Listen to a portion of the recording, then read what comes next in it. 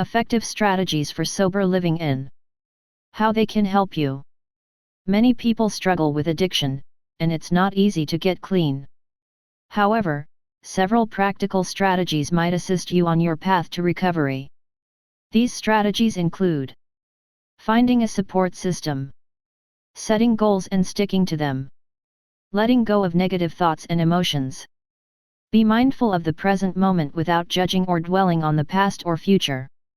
These will clearly explain each of the subsequent subtopics, but first, let us look back to the concept of sober living. Sober living. Sober living is temporary accommodation for those in recovery from addiction. It offers a friendly atmosphere that encourages individuals to remain sober and maintain healthy lifestyles. People in recovery from addiction often struggle to adapt to life without drugs or alcohol. They may believe that they don't know how to live soberly or that life isn't worth living without drugs or alcohol. Sober living offers an alternative to this lifestyle by allowing individuals to live drug-free in a supportive atmosphere with others recovering from addiction. Because of its supportive and drug-free atmosphere, this allows you to heal from something you thought was impossible to let go of. Furthermore, the benefits of participating in this program are clear. What are the benefits of sober living? Sober living is not just a place to live, and it is a lifestyle. Living in a sober environment will help you maintain sobriety and avoid relapse. Sober living provides people with tools and resources to help them stay sober and be successful in their recovery. It's no doubt that being clean has several advantages compared to living in active addiction. They comprise enhanced neurology, higher energy, easier to fall and stay asleep, healthier skin, and significant time and money savings. Several lesser-known, unexpected benefits of staying sober are sometimes disregarded or overlooked. Here are a few examples. Discover your individuality. Alcohol may inhibit and obscure personality qualities that help shape who we are. Individuals who achieve long-term abstinence following addiction often uncover or rediscover who they are and their personality qualities. The capacity to reset, recalibrate, and find who you are is a beautiful gift. Many people report that they are shyer in recovery than while drinking. Most people who get addicted to alcohol do so as teens before they are ready to participate in self-discovery as adults. This might imply that there is a significant amount of early personal discovery. Alcohol anxiety is a thing of the past. Reliability is a typical side effect of the transition from alcohol addiction to recovery. No alcohol means no hangovers, which is an apparent advantage, but it also means less mental pain from regret and less concern over blackouts or forgotten portions of time. When alcohol plays a part in decision-making, the person becomes erratic and untrustworthy. Improve important connections. It is tough to attain sober when your closest friends are alcoholics. It is critical to separate oneself from harmful influences to achieve sobriety. If you only see your pals when there's alcohol available, it's time to start a new social life. Rebuilding lost trust may take time, but you now have the opportunity to do so. By substituting quality time with friends or family for time spent with them, you will improve your ties with positive individuals. This will make remaining in long-term recovery simpler, and you will feel a lot better emotionally, cognitively, and physically as a result. Recognize the power of time. While the verdict is still out on whether or not remaining clean becomes easier with time, acclimating to a life of sobriety does not happen overnight. As time passes, many triggers become less sensitive, alcohol ceases dominating your thoughts, and mental discipline becomes stronger. Although it may seem impossible at first, time may build a certain amount of distance. Hobbies that are good for you. Many folks in active addiction don't know how to find pleasure outside of the drug. Everyone has various hobbies, pastimes, and interests. Instead of getting wasted with drinking pals, maybe the preferred after-work pastime becomes working out, jogging, rock climbing, or even playing board games. Whatever fires your enthusiasm or stimulates your creativity will work. Look for activities that you like, even if it means adding a little excitement via bicycle racing, rock climbing, or anything else. Breaking the destructive cycle of addiction should help you go beyond the Groundhog Day sense of continual repetition. As a result, achieving a sober lifestyle is the most significant success you'll get from the program, as you'll be able to live comfortably without the need for alcohol or drugs in your life. What is the meaning of living a sober life? What does it mean to live sober? It means living without alcohol or drugs. It means living in a way that is healthy and free of addiction. This may seem like an easy goal to achieve, but the truth is that it can be challenging for some people to do so. How can a growth mindset assist you in overcoming addiction? Recovery from addiction is really about changing your relationship with yourself and the world. Our brains may give us issues in a variety of ways. We have irrational thoughts, worry excessively, have erroneous worldviews, and have unreasonable expectations of ourselves. One of the most frequent ways we make ourselves unhappy and impede our advancement is by adopting a fixed mentality rather than a growth attitude. Fixed mindset vs. growth mindset. The distinction between these two mindsets is straightforward. If you have a fixed mindset, you believe that you are primarily born with specific talents and capacities, such as intelligence, social skills, athletic abilities, and so on, and that it isn't huge you can do to improve your performance in any given area if you aren't remarkably talented in that area. On the other hand, a growth mindset is a conviction that you can enhance your talents and develop as a person with little effort. Of course, the truth lies somewhere in the middle. Talent is unquestionably genuine. On the other side, many, if not the majority, have too little faith in their capacity to create fundamental life changes. To put it another way, most of us would be much better off if we made an effort to cultivate a development mentality. This is particularly true for those in recovery from addiction. Change resistance is reduced by having a growth mindset. Participating fully in treatment is akin to admitting that you got lost and can't find your way back. This is a serious threat to someone with a fixed mindset. You want to dismiss any contrary evidence. It indicates that the self-edifice you've built is built on shaky ground. The concept that you could require aid, on the other hand, is considerably more appealing to someone with a development attitude. You're not broken on some fundamental level, you have some weak places that need to be strengthened, and you know that you can grow stronger with consistent work. A growth mindset opens up new possibilities. It might be difficult to envisage a better life when you're initially contemplating treatment or just getting started in recovery. You're probably in the wrong place. Your current circumstances influence all of your prospects. This is particularly true if you have a preconceived notion. Otherwise, you wouldn't be contemplating a massive life shift. That's because when you attempt to envisage having a better, more meaningful life, you imagine it as the person you are now. If you have a development mentality, it is simpler to envisage a better life, even if you don't know how. You may still be aware of all the difficulties in your path, but you may also recall conquering previous barriers that felt insurmountable at the time. You may not be able to envisage a better life for yourself as the person you are today, but you can picture a better life for yourself as the person you can become. A growth mindset transforms obstacles into opportunities. Perhaps the most significant benefit of a development mentality is that it transforms obstacles into opportunities. Addiction rehabilitation is fraught with difficulties. In reality, each step of recovery, detox, treatment, counseling, moving home, adhering to your recovery plan, and so on presents a unique set of problems. If you have a fixed perspective, every obstacle is another chance to fail. You have your own set of abilities and attributes, and if they aren't enough to prepare you for the challenges you confront, you're out of luck. People will see that you do not measure up as a person. If you have a growth mentality, your approach to obstacles will differ. Instead of viewing them as rocks that will sink your ship, you see them as weights that will strengthen you. A challenge is a chance to discover more about yourself. It's an opportunity to master new talents and broaden your endurance capacity.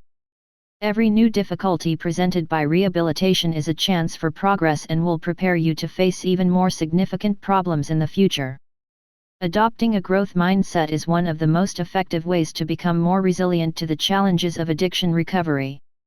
It makes you less fearful of change, more capable of seeing a brighter life free of drugs and alcohol, and turns every new obstacle into an opportunity to progress. 5 Typical Addiction Misconceptions. Take a look at some of the most widely held ideas about addiction. Addiction is all the addict's responsibility. Addicts are deplorable individuals. Addiction only affects a subset of individuals. It can't possibly impact me. While society's knowledge of addiction has increased, much remains obscure, particularly for people who have never battled with a drug or alcohol addiction. The media's depiction of addiction is partially to blame. Nevertheless, it is our job to remain up to speed on addiction research developments to understand better how to aid individuals who suffer from this condition. Check out these 5 typical addiction misconceptions and the associated reality.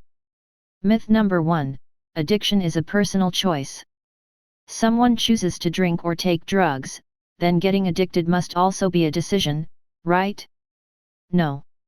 Addiction as a choice contradicts addiction's complex reasons and consequences. Addicts fight with a compulsion that eventually affects the chemistry of their brain. The American Society of Addiction Medicine defines addiction as a treatable, chronic medical illness involving complicated interactions among brain circuits, genetics, the environment, and an individual's life experiences. When someone becomes addicted to drugs, they experience compulsive and uncontrolled drug usage and need outside assistance to quit.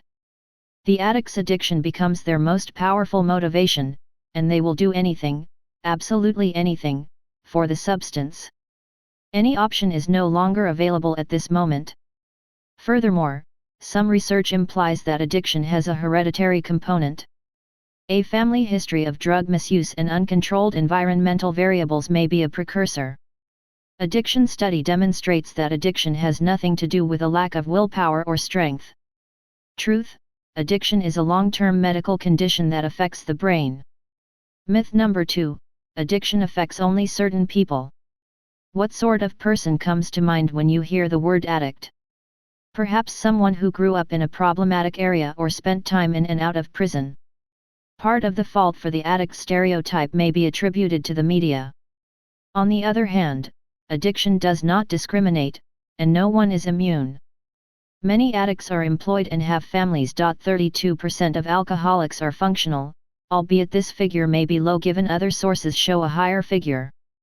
Addiction affects individuals of various ages, genders, races, geographic areas, personalities, financial circumstances, and educational levels. The truth is that addiction may affect everyone. Myth number 3: attending treatment will cure your addiction. Most addicts do not seek therapy of their own will. Whether compelled or not, treatment may be a turning point in an addict's life and help them quit using. The psychological components of rehabilitation hold the key to recovery, and treating the mind is not as simple as treating the body. Addiction is a chronic condition that does not have a one-time cure. In other words, the addict's recovery effort begins the moment they leave a treatment facility. Truth: addiction is a chronic disease that must be managed daily. Myth number 4: prescription drugs are not as addictive or dangerous as illicit drugs. Doctors prescribe prescription medications. Therefore, they can't be so addicted, can they? Nothing is farther from the truth. Prescription medicines, such as ADHD medication or narcotic pain relievers, may and are misused if not administered under the supervision of a doctor. According to a National Institute on Drug Abuse survey, an estimated 18 million persons in the United States abused prescription drugs in the previous year. Truth: prescription drugs may be just as dangerous as illegal drugs. Myth number 5: relapse is an indicator of failure. Those in recovery are trained to be afraid of relapse, which is understandable. However, shame is often associated with relapse, damaging someone's rehabilitation. Relapse is an unavoidable part of the recovery process. According to the NIDA, relapse data reveal that 40 to 60% of persons relapse after completing addiction treatment. Relapse is a standard component of the rehabilitation process, not indicating personal failure. Relapse in no way indicates that someone will not get it or will be unable to become clean.